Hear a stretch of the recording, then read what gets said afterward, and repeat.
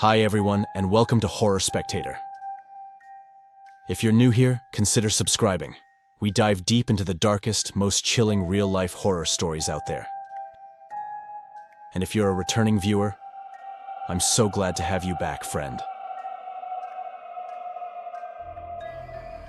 In this video, we're exploring the stories of 3 people who ventured into the most remote parts of Appalachia, only to come face to face with something truly terrifying in the middle of the night. I don't know about you, but this time of year, when the leaves start turning orange and falling, it's both my favorite season and the scariest time to be wandering around these mountains. Just the thought of being out there alone and suddenly hearing the crunch of footsteps in the leaves behind you. Especially at night. That's nightmare fuel for me. I hope you enjoy this video as much as I did putting it together. And most of all, I hope it keeps you up at night, the same way it did me. As always, thank you so much for being here and for keeping this channel alive. Your support means more than you could ever imagine. Now, dim the lights. Get comfortable, and let's head back into the mountains. And remember, viewer discretion is advised.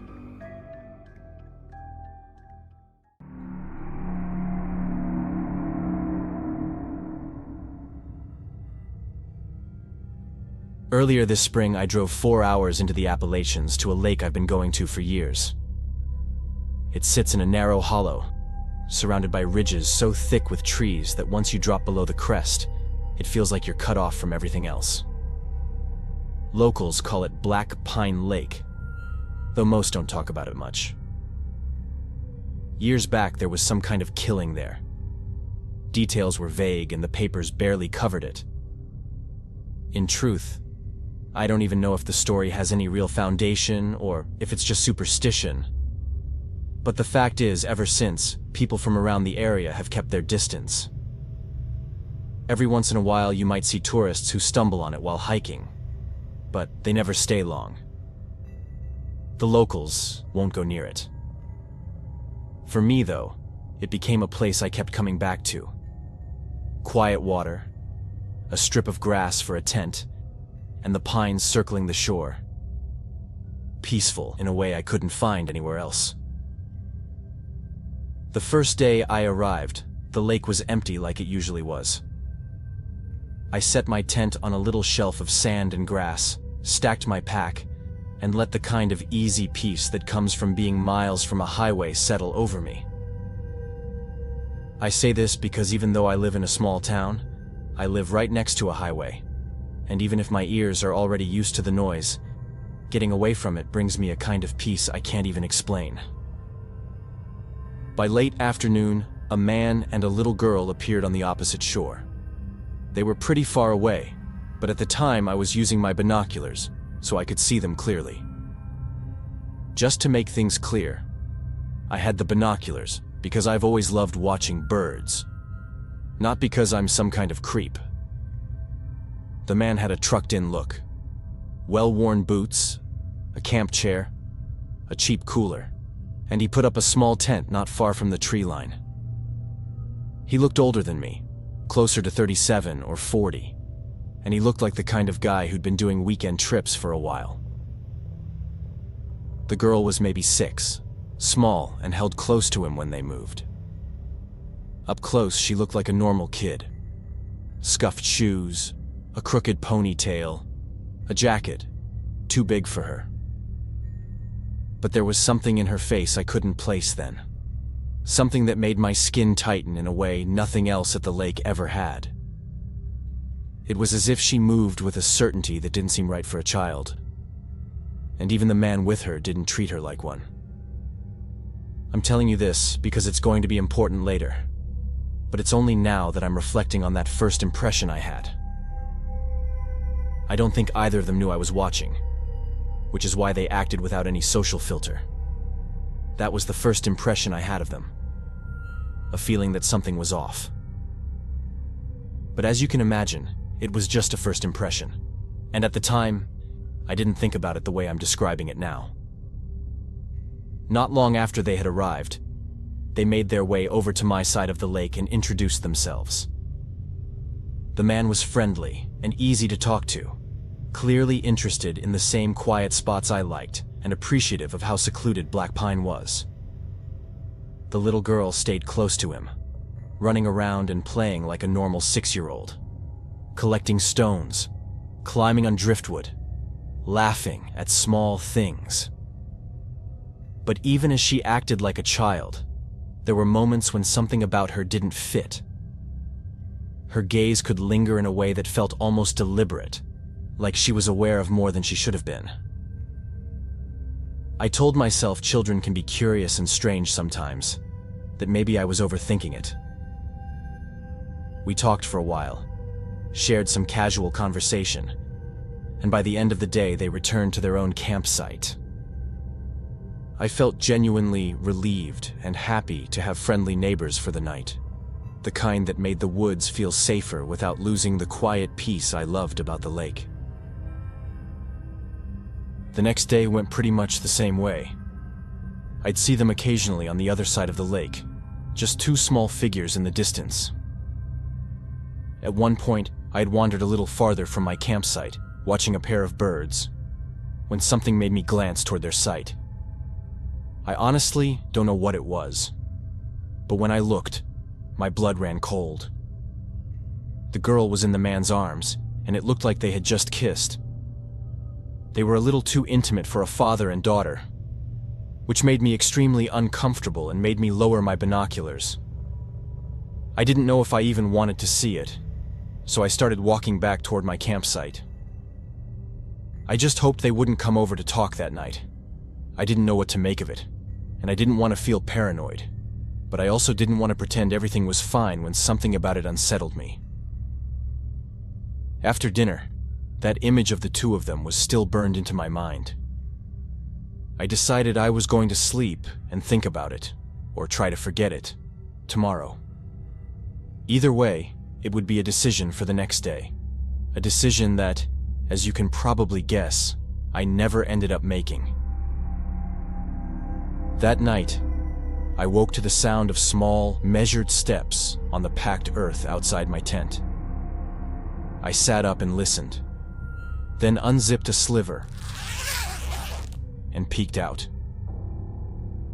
The girl was standing a few yards away at the edge of my firelight, hands at her sides, head tilted as if listening to something only she could hear. Her face was turned toward me, the angle of her head, the steady, deliberate smile. Everything about her posture felt rehearsed, maybe intentional. I glanced at my phone. 3:10 in the morning. What the hell was she doing out there? And where was her father? I strained to hear any other sounds. The approach of her father, perhaps. But there was nothing. The forest was quiet, except for the normal noises of nighttime animals. I watched her for a long minute, counting the breaths between heartbeats. Because the adult thing to do is not panic at the sight of a child. But the whole situation was just plain bizarre. She said nothing as I watched her. She just stood there, watching me watch her. When the trance of my own panic finally eased enough for me to move, I unzipped my tent and stepped out. Her face lit up the way a child's does when they see someone they want to play with. She held out a small hand, as if to take mine. I know how that looks on paper. A grown man afraid of a 6-year-old. But fear isn't about reason. It's a body's shorthand when something registers wrong. I told myself I couldn't leave a child wandering alone in the woods at 3 in the morning. I asked her if her father was with her, and she just shook her head. Then I asked if she wanted me to walk her back to their campsite, and she lifted her hand toward me again, this time with a faint, almost mischievous smile on her lips. The last thing I wanted was to take her hand. I felt like a trapped animal, aware that something was wrong. But she was just a child, and I didn't want my panic to show. So, I slipped my hand into hers. Her fingers were small and shockingly strong, the kind of grip that shouldn't be there on such a small hand. We walked in single file through scrub and underbrush. The girl didn't speak. She padded ahead with a practiced, steady pace, and when I tried to ask anything, where her campsite was, whether her father was awake, her expression flickered and hardened in a way that made my throat close. She tilted her head and asked me why I was talking to her like she was a child. It was a single thought that detonated inside my chest. I had assumed she was a child because that's what she looked like. I realized I could not remember ever hearing her called daughter or kid, or any sign that they were related. The man had spoken to me, yes, but the casual details I'd filled in my head, father and daughter, weren't solid. I asked her what she meant by that, and if she wasn't supposed to be camping with her father. She just smiled again and said that I was about to find out. I followed her gaze, and that's when I saw him. I don't know how long he had been standing there, just a few feet away from us, staring in our direction with a knife in his hand. Not a hunting knife for fish, or a camper's folding tool. It was a blade held in the way someone holds it when they plan where it will go. Everything in my body told me to pull my hand back, to run, to do anything but stand there. When I tried to step away, the girl's fingers tightened around mine as if she was hooked to me. Her grip was far stronger than it should have been for a small hand. It took both of my hands to wrench free. Then I just ran as fast as I could, without looking back. I think what saved me wasn't exactly speed, but endurance. I've run several marathons in my life, and because of that, even though they initially chased me, at some point I lost them. They must have stopped to catch their breath. I don't know whether they turned back or simply gave up because my distance became too great. When dawn cracked clean over the ridges, I stopped and oriented myself by the way the light fell, and, exhausted, made my way to a faint trail I recognized. I wasn't on the trail that led back to their campsite, and thank God for that. I just wanted to get back to my car, which I finally did by the end of that day. I drove into the nearest town and sat in the police station for a long time. I described the camp location, pointed out the ridge and the fallen pine I used as a landmark, and told them about the man and the girl. They took my statement and said they would check the area. A few days later, a detective called to say they had searched the hollow and found nothing. No tent and no tracks.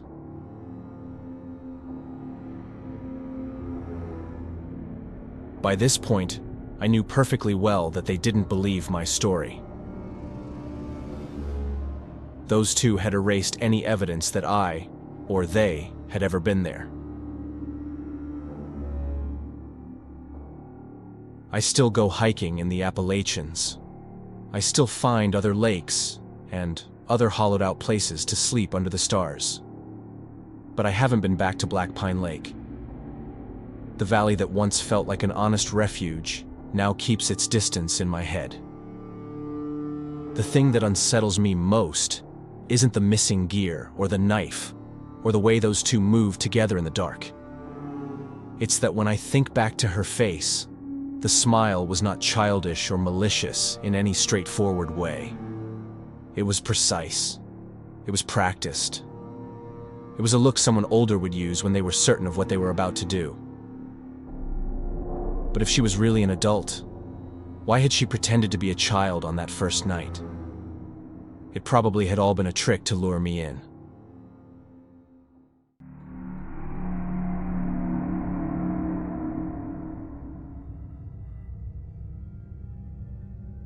I'm no good at introductions, so I'll just get straight to the point about what happened to me 7 years ago. I was in West Virginia, spending several days backpacking through the woods. I was already about 20 miles from the nearest road, and for the first 2 days, I hadn't seen another person.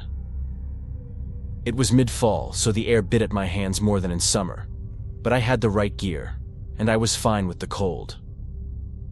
I've always preferred hiking this time of year, mostly because my favorite sound since I was a kid has been the crunch of leaves underfoot. Don't ask me why. I can't explain it. I just love it. That's the main reason most of my hikes end up happening in the fall, when the ground is covered in dry leaves and every step makes that sound I never get tired of. That particular morning, I made a quick coffee on my pocket stove and headed for the next site, 12 miles away, which in this part of the US is a proper day's hike for someone with experience. 5 hours into it, I heard footsteps ahead on the trail.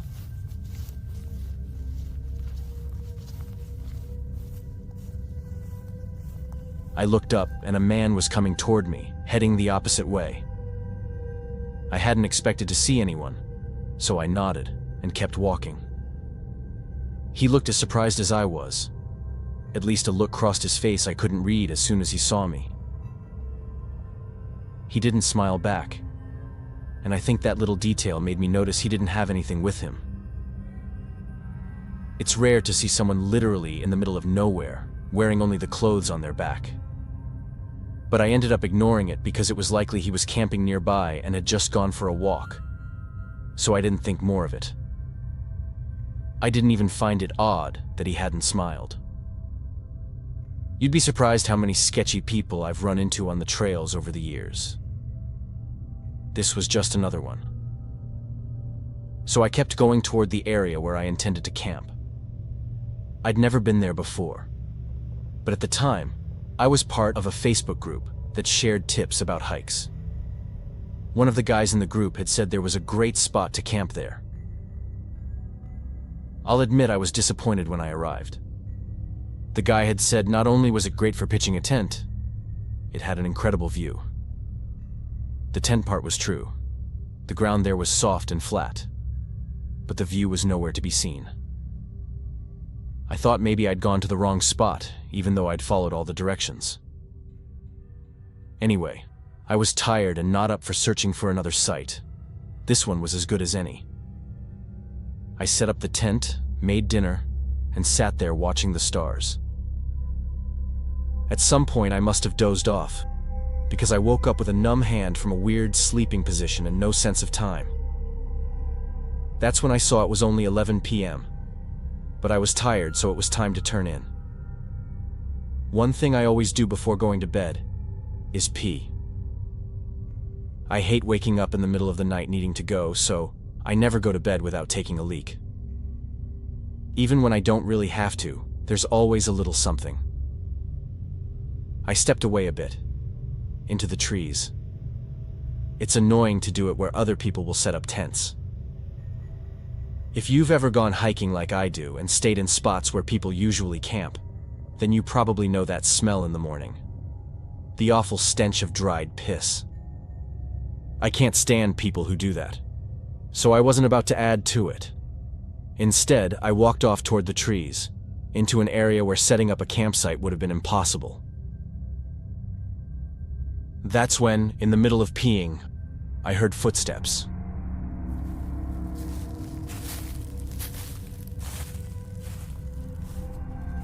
Instinctively, I hid behind a tree.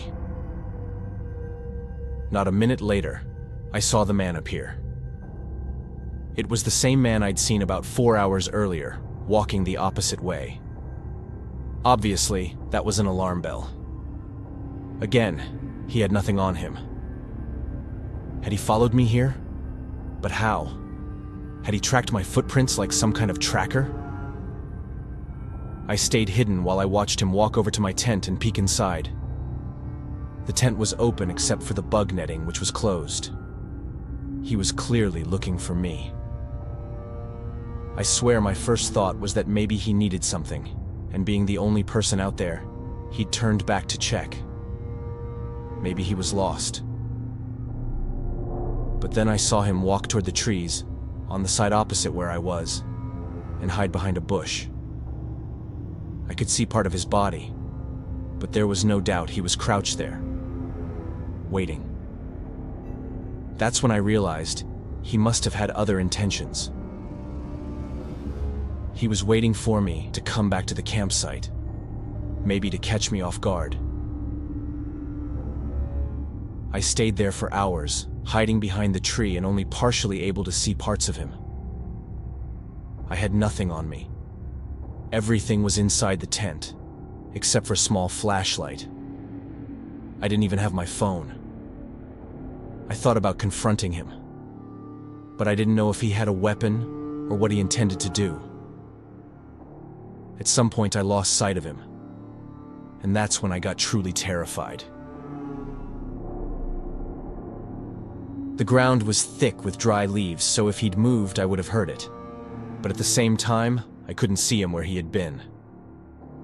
I shrank back behind the tree again, and for what felt like too long, I just listened.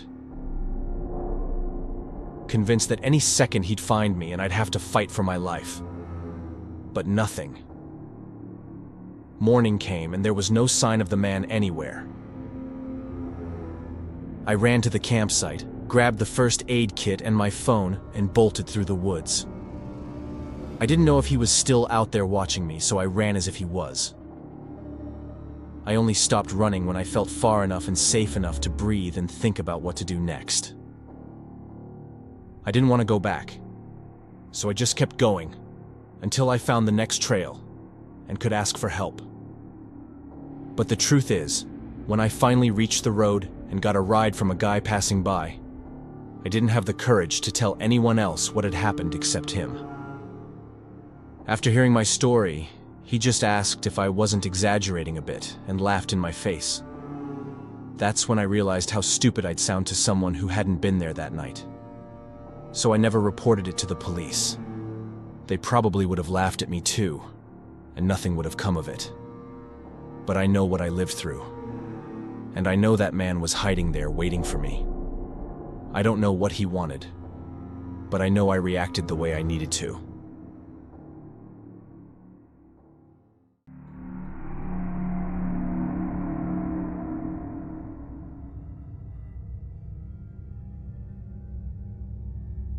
I've lived alone with my dad since I was a baby. My mom died not long after giving birth to me, so it's always just been the two of us. My grandparents were never around. My dad's relationship with them is terrible, so he's the only family I've ever had. When I was a kid, it wasn't always easy for us to connect, but by the time I hit my teenage years, something changed. I can't say exactly what it was, but we started getting closer, doing things together. One of those things was hiking and camping in the woods. We live really close to the Smoky Mountains, so once I was old enough to handle it, we started taking trips out there. This story happened 8 years ago, when I was 16. Even though I was still young, I'd grown up fast. I was tall, broad-shouldered, and people often thought I was at least 25, when really I was just a teenager. I mention this because I'm convinced the way I looked played a part in how things unfolded. It was late September, and that section of the Smokies, already one of the less popular areas, was basically deserted that time of year. At the start of the trail, we crossed paths with a friendly couple, but after that, we didn't see another soul. By the time we reached the unmarked part of the woods, it felt like we were completely alone. The plan was to hike out to a waterfall we'd visited once before, camp there for a couple of nights, and then head back. Depending on our pace, the whole trip would take about a week. The first night went fine, and the mood between us was good. At least, I thought so. Until the next morning when my dad casually asked if I'd gotten up or heard anything during the night. I hadn't. I'd slept straight through. I've always been a heavy sleeper, even out in the middle of the forest. He knew that, so I guess that's why he didn't push the subject. We packed up camp and kept moving toward the second site. Without a defined trail, it was slower going, and sometimes we had to reroute around thick brush or fallen trees. Still, we made steady progress and finally reached our spot around 7 p.m. It wasn't the same place we'd camped at the year before, but honestly, it was better. The trees gave more cover, and the ground was flat enough for the tent. It felt secure. But around 9 p.m., we heard it for the first time. A woman's scream. We froze. I'll never forget the way my dad looked at me in that moment, wide-eyed, like his mind was racing just as fast as mine. It didn't make sense. We were supposed to be alone out there. And if we weren't, why would anyone be screaming like that in the middle of nowhere? We strained to figure out the direction it had come from, but it was too vague. Pitch black woods, an unfamiliar area. It wasn't exactly the safest idea to just wander blindly toward it. Still, we couldn't ignore it either. We got up, walked a little ways from camp, just enough so that if she screamed again, we'd have a better sense of where it was coming from. Minutes later, another scream. Louder this time. Sharper. My dad turned to me and told me to stay behind at camp. I knew better than to argue when he got like that. Firm. Unmoving. But I was stubborn too, and there was no way I was letting him go alone. I nodded like I was going to listen, then waited until he was far enough ahead before following quietly. I wasn't trying to be reckless. I was just 16, caught somewhere between wanting to prove myself and refusing to feel like a kid. We walked for what felt like forever, every step crunching against the silence of the woods. My pulse was pounding, and I could feel the cool night air sticking to my skin, heavy with the damp smell of leaves. Every time a branch snapped under my boot, I flinched, certain the sound would give me away. Finally, through the trees, the shape of a cabin appeared. From where I hung back, half hidden behind the trunks, I could barely make it out. It looked old, half collapsed in places, like nobody had lived there in years. My dad didn't try to go inside. He just called out from the doorway, his voice steady but cautious. That's when she screamed again. And then, almost instantly, a man appeared in the doorway. He was holding what looked like a metal pipe in his hands. I saw my dad hesitate, take one small step back. That was all the man needed to feel like he had the upper hand. He moved forward, slow at first, then faster, raising the pipe slightly. I don't know what came over me. I spotted a thick branch on the ground and grabbed it. Heart racing, I ran straight out of the trees toward my dad. I must have looked bigger than I realized. 16, but tall, broad, wearing a black hoodie, gripping that branch like a weapon. The man froze, then spun on his heel and bolted into the trees. Only then did it hit me how dangerous the whole thing had been. If he'd had a gun, or if there had been more than one of them, it could have ended badly, really badly. My dad looked at me in a way that scared me. I thought he was about to start yelling, maybe even ground me until I moved out. But then his expression softened. He put his hand on my shoulder and simply thanked me. He looked tired. He looked old. I think he realized that if I hadn't shown up, things would have gone really bad. Inside the cabin, we found a woman, tied up against what looked like the frame of an old fireplace.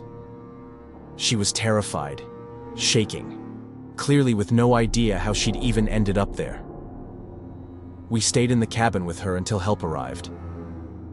At least there, we had some shelter if the man decided to come back. All through the night we heard noises outside. Twigs snapping, movement in the brush. Every time, I thought for sure he was back. Maybe armed this time. But morning came, and with it, rescue.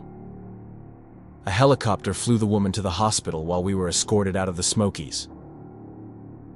We never went back to that part of the mountains again. As far as I know, the man was never caught. I don't know what became of the woman either. My dad and I still hike sometimes, but it's different now. That feeling we used to have, that bad things only happen to other people, disappeared for good that night.